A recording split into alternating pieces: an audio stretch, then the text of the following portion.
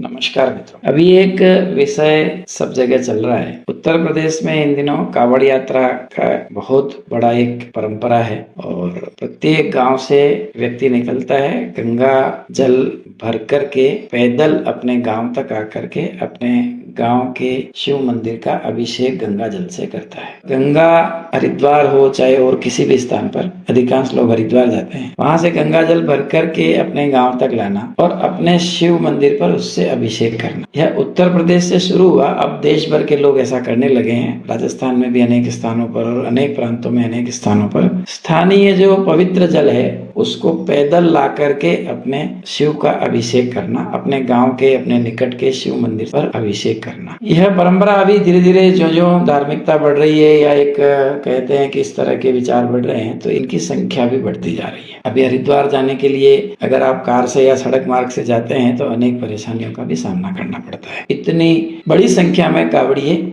हरिद्वार पहुंचते हैं। अभी जो विषय चल पड़ा है उसका इस कावड़ यात्रा से संबंध इतना है कि जब इतनी बड़ी संख्या में कावड़ यात्री पैदल आते हैं तो मार्ग में एक व्यापार खड़ा होता है, अनेक वस्तुएं बिकती है। उसमें सबसे बड़ा जो बिकने वाला सामान है वह खाद्य पदार्थ है, नाश्ते का, भोजन का। इनका जो रेस्टोरेंट है, भोजनालय है, ये बड़ी संख्या में इन दिनों खड़े होते हैं। यहाँ तक कोई समस्या नहीं है। बीच में ध्यान आया कि ये मार्ग में जो व्यापारी हैं, जो रेस्टोरेंट या खाद्य सामग्री बेच रहे हैं, नाम उनका सनातनी नाम से प्रकट होता है, परंतु मूल मालिक जो है वह मुसलमान है। मुसलमान व्यापार करे इसमें कोई समस्या नहीं है, मुसलमान खाद्य पदार्थ का व्यापार करे इसमें भी कोई समस्या नहीं है। तो फिर समस्या क्या है? समस्या यह है कि वह सनातन के नाम से अपना व्यापार करे, अपने नाम को छिपा करके उसको व्यापार करने की आवश्यकता क्यों आन पड़ी है? अभी उत्तराखंड के भी ऐसे अनेक मामले ध्यान आए। पवित्र वैष्णो ढाबा नाम यह है, चलाने वाला जो मालिक है वो मुसलमान है। उत्तराखंड के तीर्थ स्थानों पर या उसके तीर्थ स्थानों के मार्ग में अनेक स्थानों पर ऐसे मामले ध्यान आए। सामान्य रूप से अब ई पेमेंट का चलन आ गया और भोजन करने के बाद या पूरा करने के बाद जब वो पेमेंट के लिए उसको क्यूआर कोड को स्कैन करता है तो क्यूआर कोड में जो नाम आता है वह मुस्लिम होता है। तो फिर उस व्यक्ति को ध्यान आता है नाम बलि पवित्र वैष्णो भोजनालय है या शिव भोजनालय है या बजरंग बली के नाम से है या और किसी भी नाम से है, परंतु उसका मालिक मुसलमान है। तो उसको अपने आप को एक धोखे का एहसास होता है कि मेरे साथ धोखा हुआ है। मैं फिर इंगित कर दूं कि मुसलमान व्यापार करे कोई समस्या नहीं है, वह खाद्य पदार्थ का भी व्यापार करे कोई समस्या नहीं, किंतु धोखे से अगर व्यापार हो रहा है तो समस्या है। पूरे देश में एक डिबेट चल पड़ी है। एक बहुत शीर्ष के अभिनेता ने भी कहा है कि स्वच्छता अगर हो तो कहीं भी खाने में कोई समस्या नहीं है, और उनका ट्वीट भी आया इस विषय को लेकर के और बाद में उस ट्वीट में अनेक प्रतिक्रियाएं भी आई। उत्तर प्रदेश के मुख्यमंत्री योगी आदित्यनाथ जी ने इस पर संज्ञान लेते हुए पूरे मार्ग पर या पूरे प्रदेश में अपने खाद्य पदार्थ का विक्रय कर रहे हैं तो नीचे मालिक का नाम लिखना ये अनिवार्य कर दिया। एक नई डिबेट चल पड़ी, लोग कोर्ट में चले गए, कोर्ट ने इस पर स्टे दे दिया कि जब तक इस विषय पर पूरा निर्णय नहीं आ जाता तब तक इस तरह की बाध्यता को रोके रखा है या इस तरह की बाध्यता नहीं रहेगी। ध्यान रहे उस पर निर्णय नहीं आया है, स्टे दिया गया है। स्टे कोई डिसीजन नहीं होता, स्टे ये होता है कि जब तक इस पर डिसीजन नहीं आता तब तक यथास्थिति कायम रखी जाए। इसको लेकर के योगी आदित्यनाथ जी के कदम को लेकर के, कोर्ट के इस स्टे को लेकर के अनेक प्रकार के अलग अलग अपने अपने मंतव्य जारी हो रहे हैं। सोशल मीडिया है, सबको अपने विचार रखने की आजादी भी है और इसी आजादी के तहत मैं अपने विचार भी यहाँ प्रकट कर रहा हूँ। मैं कुछ वाकये आपको बताता हूँ। मैं सामान्य रूप से कोई फोन उठाता हूँ तो हेलो के जगह पर राम राम बोलता हूँ। यह मेरी एक अपनी स्वतंत्रता है और मैं इसका उपयोग करता हूँ। फोन उठाता हूँ या फोन करता हूँ तो सामने वाले से संवाद से पहले राम राम करता हूँ। मैं ये समझता हूँ कि दिन भर में मैं इस प्रकार से अगर 100 फोन करता हूँ तो 200 बार मेरे से राम राम बोलने में आ जाता है। यह एक मेरी अपनी एक निष्ठा है, मेरी एक आस्था का सवाल है। अब मैं यहाँ ये क्यों कह रहा हूँ? मैं इसलिए इसको कोट कर रहा हूँ कि अनेक बार मेरे मुस्लिम मित्र या कारोबारी संबंध के कारण से मुस्लिम मुझसे फोन पे संवाद करते हैं। जब मैं राम राम बोलता हूँ तो सामने वाला अगर मुस्लिम है तो प्राय वह राम राम नहीं बोलता, वह नमस्ते बोलता है या और कोई अभिवादन काम में लेता है। इसको अंडरलाइन इसलिए कह रहा हूँ, मुझे उससे समस्या नहीं कि वह राम राम नहीं बोलता, पर सामान्य सहज बातचीत में राम, कृष्ण और शिव के नाम को लेने में वो परहेज करते हैं। सामान्य रूप से इसको लेने से वो बचते हैं। एक स्थान पर हॉस्टल था, और हॉस्टल में परंपरा थी कि सायंकाल सब बच्चे अटेंडेंस लेते हैं। तो जो हॉस्टल के मालिक थे वो अटेंडेंस में उन्होंने कह रखा था सब बालक यस सर की जगह हरिओम बोलेंगे, क्योंकि हम सर नहीं है और ये हमारे कर्मचारी नहीं है। तो अंग्रेजी भाषा का क्यों उपयोग किया जाए, जो भी हो, उन्होंने अपने यहाँ एक परंपरा डाल रखी थी कि हरिओम बोलना है। तो स्टूडेंट का नाम बोला जाता है, वो हरिओम बोलता है स्टूडेंट। अब उस हॉस्टल में 2 मुस्लिम विद्यार्थी थे।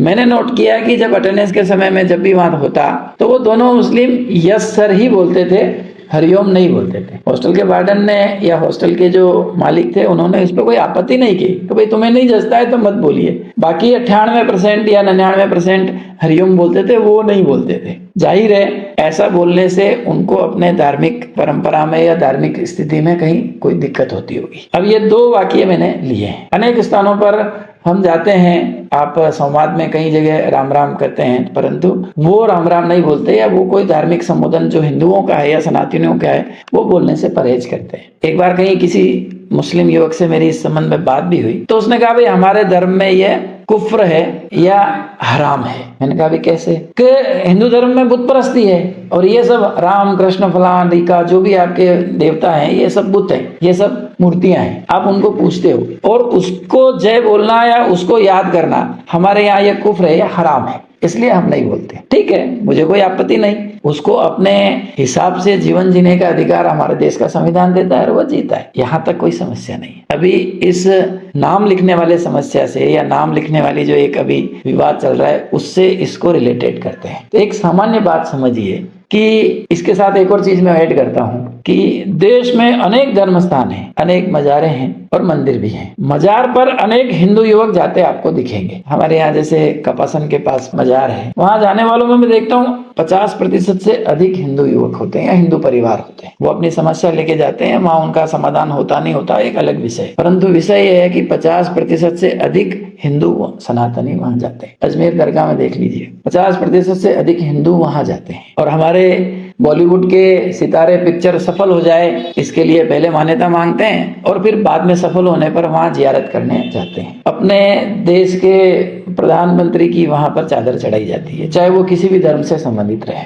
परंतु इसके विपरीत किसी हिंदू मंदिर में मुसलमानों की संख्या आप देखेंगे तो नगण्य है, नहीं है। प्राय इक्का दुक्का कोई अपवाद स्वरूप जाता होगा, बाकी प्राय हिंदू मंदिरों में, हिंदू आस्था केंद्रों में, हिंदू धर्म स्थानों पर वो वहां नहीं जाते। कारण यही है कि बुत परस्ती हमारे धर्म में हराम है। ठीक है, यह समस्या नहीं है कि वो नहीं आते। समस्या ये भी नहीं है कि हिंदू बड़ी संख्या में वहां जाते हैं। समस्या ये है कि अभी जो यह विवाद चल रहा है कि जब हिंदू देवी देवता का नाम लेने में उनको कुफ्र लगता है, हराम लगता है, हिंदू धर्म स्थान पर जाने में उनको कुफ्र लगता है, तो फिर वे क्यों अपनी दुकान का नाम हिंदू देवी देवता के नाम पे या सनातन आस्था केंद्रों के नाम पे रखना चाहते हैं? समस्या ये है।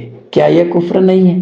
क्या ये हराम नहीं है? और ये है तो क्या ये बाकी सनातनियों के साथ धोखा नहीं है? वह रखे वैष्णो ढाबा, नीचे लिखे मेरा नाम अब्दुल रहमान है, बड़े अक्षर में अपना नाम भी लिखे, फिर वैष्णो ढाबा लिखे, कोई दिक्कत नहीं। वैष्णो ढाबा लिखना, मालिक का नाम नहीं लिखना, क्या ये सनातनियों के साथ धोखा नहीं है? सवाल धोखे का है, सवाल व्यापार का नहीं है, सवाल उनकी धार्मिक आस्था का नहीं है, सवाल उसको बुत परस्ती को कुफ्र मानने का भी नहीं है। सवाल यह है कि एक तरफ वो बुत परस्ती को कुफ्र मानते हैं, राम राम कहने को हराम मानते हैं, मंदिर में जाना हराम मानते हैं, हरिओम कहने को भी वो कुफ्र मानते हैं, और दूसरी तरफ उस नाम से ढाबा और व्यापार करने में उनको कोई कुफ्रता नजर नहीं आती, उनका ईमान खराब नहीं होता, वहां वो हराम नहीं है।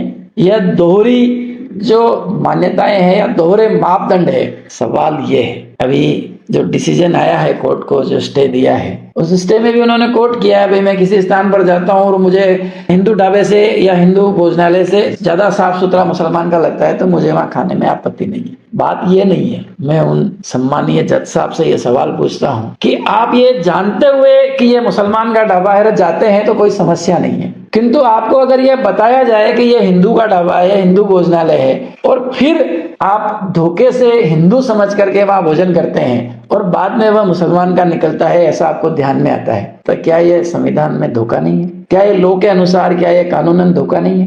क्या इस पर कानूनन कोई कार्रवाई नहीं होनी चाहिए? यह सवाल है। यह सवाल पूछने का हम सबको हक है और हमको पूछना भी चाहिए। इसके साथ ही पिछले कुछ समय से ऐसे तथ्य भी ध्यान में आए, अब वो जानबूझ के किए जा रहे हैं या उन्हें उनके धर्मगुरु इस तरह के काम करने के लिए प्रेरित कर रहे हैं या उनकी कोई धार्मिक मान्यता है, मुझे इस विषय पे पूरी जानकारी नहीं। परंतु तथ्य यह है कि अनेक ऐसे मामले ध्यान में आते हैं कि खाद्य पदार्थों में वो अपने थूक लगा करके उसको झूठा करके और वो परोसे जा रहे हैं। इससे भी आगे मामले ध्यान में आए। अभी एक मामला ध्यान में आया है वडोदरा का। वहाँ एक प्रसिद्ध समोसे की दुकान है, बहुत प्रसिद्ध है, और उनके यहाँ हमारी वहाँ की एक गौ सेवा करने वाली बहन है नेहा पटेल, उन्होंने कुछ एजेंसियों को लेकर के वहाँ छापा डाला तो पता चला कि उस समोसे निर्माण करने वाली फैक्ट्री में 240 किलो से अधिक गोमांस पाया गया। अब वो समोसे बनाते हैं, उसमें गोमांस का क्या उपयोग करते हैं। बाद में जब उनके बने हुए समोसों का प्रयोगशाला में परीक्षण किया तो ध्यान आया उसमें गोमांस मिला हुआ था। क्या ये धोखा नहीं है? और जब इस तरह के अनेक मामले